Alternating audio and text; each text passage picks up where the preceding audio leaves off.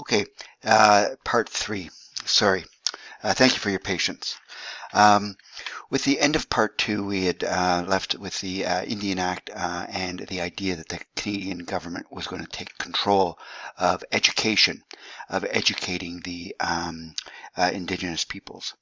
Again, going back to our problem here, from a European or Canadian government now standpoint, these Indigenous people it's constantly a battle with them. And one of the reasons the Europeans figure is that because they haven't done a good enough job teaching the Indigenous people to be more European.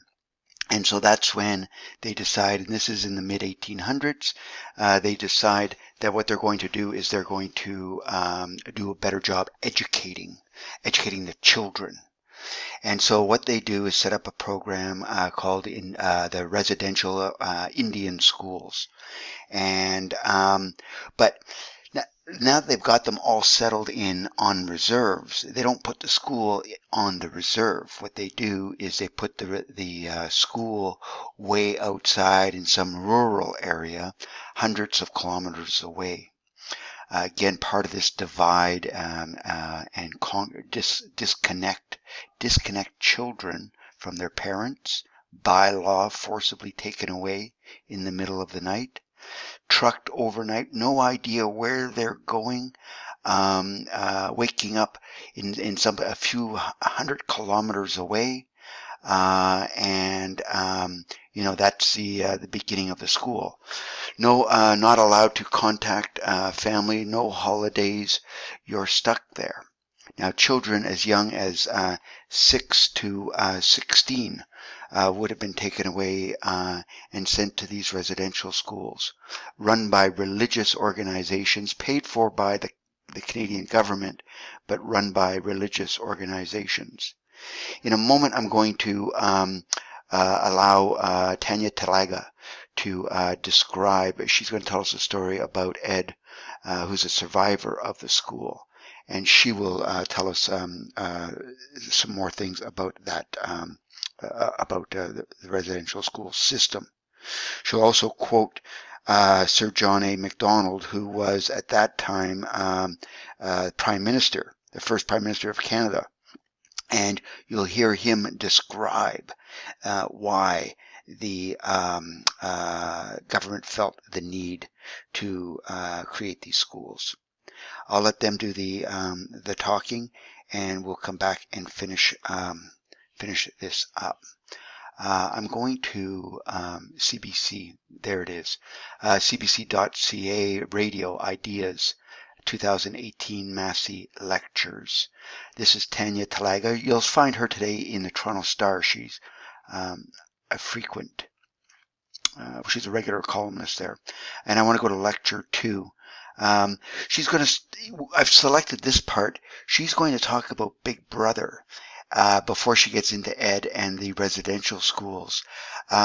Really gives you a sense as to how the Europeans were treating the Indigenous peoples and how they had been for already decades, generations, and probably a century or two.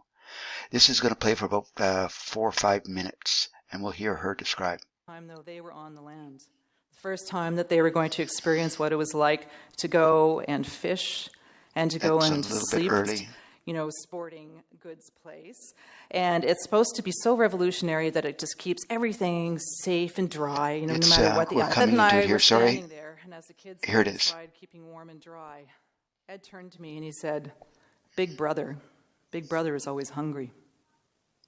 Big Brother has an insatiable appetite grumbling in his belly, and his jaws never stop chomping. They chomp and they chomp and they chomp, and he devours everything that he sees. His mouth is like a giant sawmill, eating everything in its wake.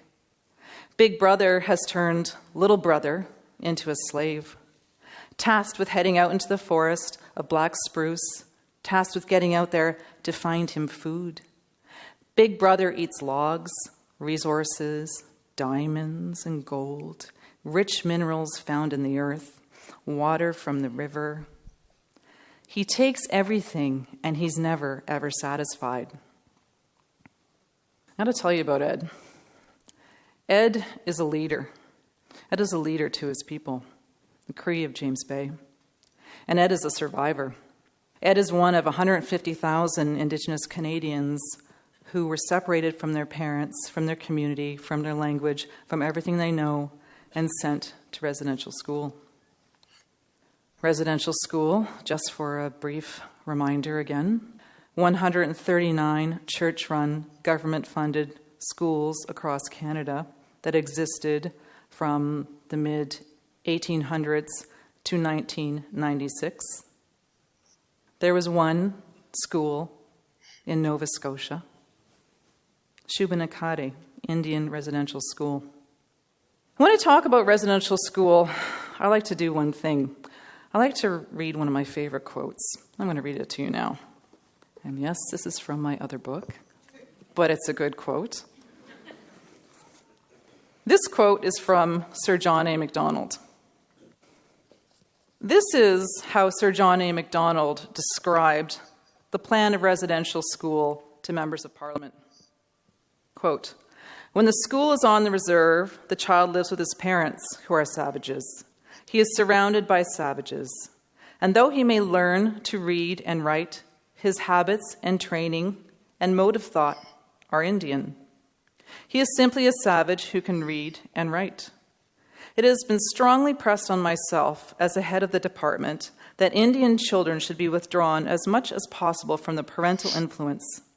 And the only way to do that would be to put them in central training industrial schools where they will acquire the habits and modes of thought of white men."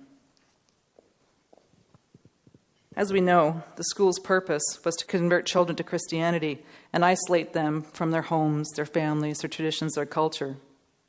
Ed was taken from his home when he was 7, and Ed was sent to the notorious St. Anne's Indian Residential School that was run by Oblate Catholic nuns in Fort Albany on the James Bay coast. Ed was assaulted, abused, malnourished, like many of the students, and he lived in fear of the homemade electric chair that they had at St. Anne's. And that chair was used to punish the children. When Ed left St. Anne's, he left as a broken teenage boy. He was a stranger to his family. He was a stranger to his culture and to everything that he knew. And he left and he headed west. He had a hard few years. Life didn't treat him well.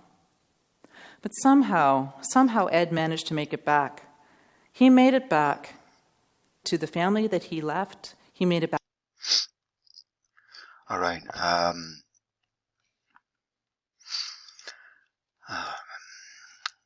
So that gives us a sense of the residential schools. Ultimately, the idea was to kill the Indian in the child. Throughout, we can see how this was an extension and just another way in which the Europeans exercised their willingness or their desire to disconnect, in this case, children from their parents, from their way of life, from their language, and for the purpose of dividing and conquering the Indigenous people. The very last, Ed's experience. Imagine being a survivor of that kind of a school, or hard to call a school, that kind of a system, having suffered all that abuse. And imagine now's graduation day. Just imagining this. You've done everything. You've survived. Many of your friends have died. But you have done everything that the whole thing was designed to do. You've survived. You speak English. You talk about Santa Claus. And you know nothing of your own culture. And it's time to graduate. And you leave the school. You have no idea where to go. Well, as a Indigenous person with Indigenous skin, it's quite clear that you don't fit into the European population. You may speak like them, you may have a lot of the same ideas, you may sound like a European, but you're rejected by the European culture. On the other hand, if you were ever able to connect with your family or your village or your tribe, you would you might look like them, but as soon as you started speaking, you would know nothing at all of them.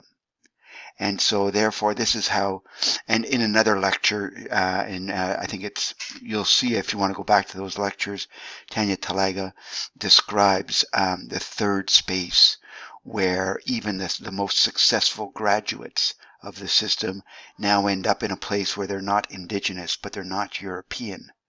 And so what do? They find themselves going to the park. There the police kick them around.